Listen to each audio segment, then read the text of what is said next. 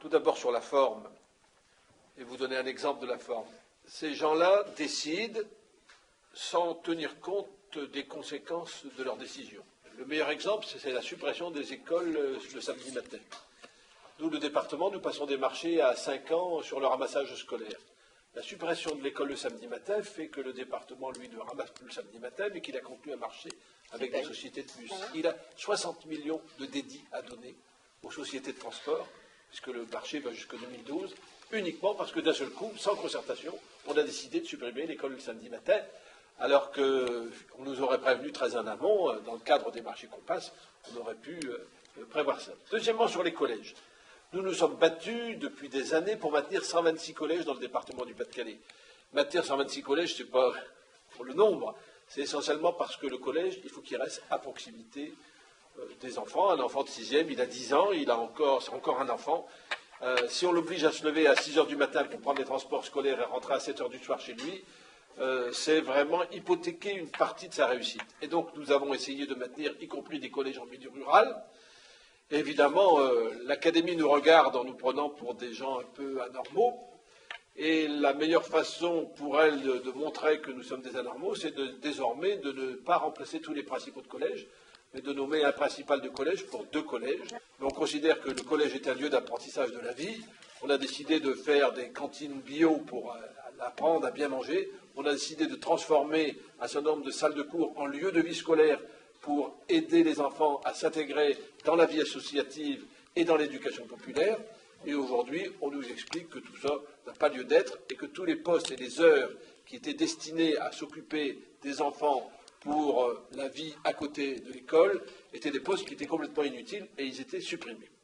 J'ajoute, enfin pour terminer, que c'est inutile de continuer à nommer des fonctionnaires pour administrer l'éducation nationale dans le département du Pas-de-Calais, puisqu'il suffirait d'une calculette pour le faire.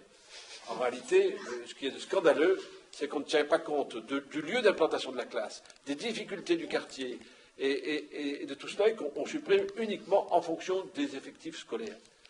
Et je dois vous dire que les effectifs scolaires, lorsqu'on les supprime dans les classes, lorsqu'on supprime des postes dans les classes primaires, nous savons qu'on les supprimera dans les collèges après. Car après l'école primaire, on vient dans le collège. Et on se rend compte que, pernicieusement, c'est pour vous dire que vous avez maintenu 126 collèges dans le département du Pas-de-Calais, eh bien, alors que vous avez baissé de 20 000 élèves, eh bien, vous devriez en supprimer 40 avec 85 collèges dans le département du Pas-de-Calais.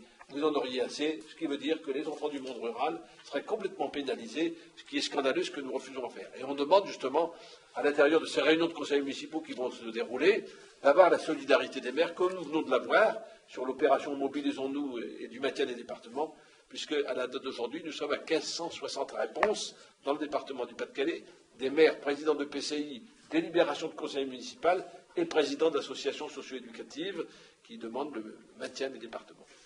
La compétence de la région, c'est le schéma de formation. Nous avons donc à réaliser la cohérence de l'offre de formation à la fois professionnelle et générale sur l'ensemble de la région. Nous avons à réaliser les bâtiments, les équipements et à mettre à disposition ces bâtiments et équipements. Et l'État, lui, apporte les moyens à travers les postes. La région Nord-Pas-de-Calais, on le sait, est une des régions où l'Académie de Lille est une académie qui connaît le plus grand nombre de décrocheurs, de décrochés, 6 000 décrocheurs par an. Nous sommes donc une région où un effort particulier est réalisé. Lui, sur ce lycée professionnel, André Malraux avait eu 3 divisions aujourd'hui par le gouvernement, un enseignement spécialiste compte ou que, en quelque sorte, l'argument baisse démographique était un argument apparent. Aujourd'hui, la réalité apparaît. Un exemple, en ce qui concerne, par exemple, les lycées professionnels, 3 455 places vont être supprimées dans la région Nord-Pas-de-Calais pour une baisse de 1 520 élèves. Donc on voit bien que l'argument de la baisse démographique ne peut plus être avancé. On a une véritable déstructuration de l'enseignement professionnel. Mettre fin, paradoxe, à l'enseignement professionnel, alors que le monde économique, aujourd'hui, nous dit renforcer l'enseignement professionnel. Alors qu'il, par exemple, chaque fois que nous rencontrons le monde économique, il nous dit des soudeurs. Nous n'avons pas de soudeurs, nous ne rencontrons pas de soudeurs. Nous avons regardé, il n'y a qu'un seul lieu dans la région Nord-Pas-de-Calais où on peut faire des soudeurs. Un seul lieu. Alors, bien sûr, les conséquences, c'est des espaces particulièrement libres. Je ne vais pas vous en donner la liste, mais elle était impressionnante. J'ai quasiment une page d'ateliers et de lycées qui seront totalement libérés, totalement libres d'occupation, là, prochainement, c'est-à-dire à la rentrée prochaine. Ne pouvait-on pas penser, avec ces moyens, à nos 6000 décrocheurs, mener une politique particulière? Non. On préfère traiter l'éducation comme une marchandise, en faire une logique de marché, et cela, par rapport à nos valeurs, cela est complètement inacceptable. Toutes ces mesures, d'ailleurs, qui sont prises les unes après les autres, comme ça, un petit peu dans une frénésie réformatrice, je pense que surtout, tout cela est bien organisé, mais mis en œuvre avec beaucoup d'intelligence. Et l'intelligence du gouvernement, c'est de faire en sorte justement que progressivement, lentement mais sûrement, le service de l'éducation nationale, le service public, soit mis à mal et soit livré toujours un petit peu plus, tout simplement là également aux marchands, c'est-à-dire au privé. Pour la région Nord-Pas-de-Calais, la suppression des 4600 postes dans l'enseignement secondaire, c'est 5 métallurgs en douceur depuis 2003.